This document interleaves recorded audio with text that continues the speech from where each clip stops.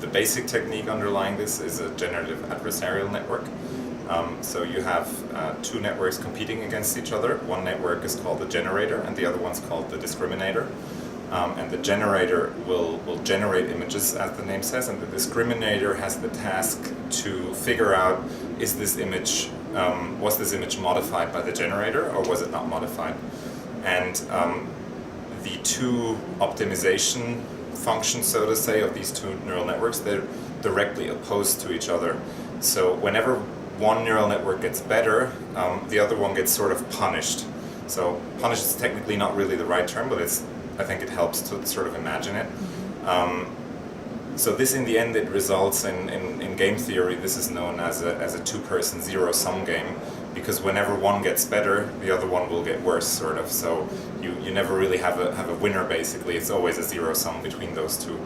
And a good analogy that Ian Goodfellow used in his lecture was that you have a money counterfeiter and you have the police.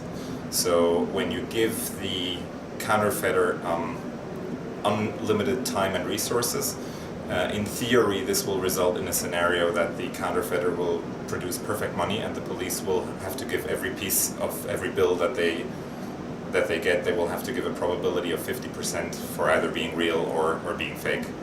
And this is what in theory should happen with GANs as well. You should have the generator produce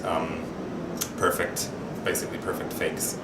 And so the special thing about CycleGAN is that with CycleGAN we can train it on sort of unpaired images, whereas with other generative adversarial networks you translate images from one domain to the other, but you have paired samples. So you have one image that's a photography, and let's say the other one is in the style of an impressionist painting, something like that, and you can sort of convert back and forth, but in the end it's still going to be the same image.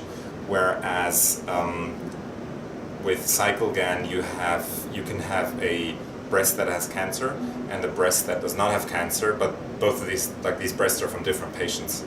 So in a way it can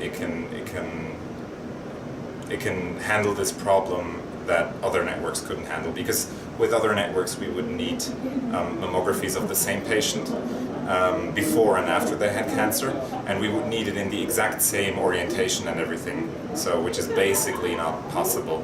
So you wouldn't have enough training data. So this is what basically CycleGAN enabled us to do.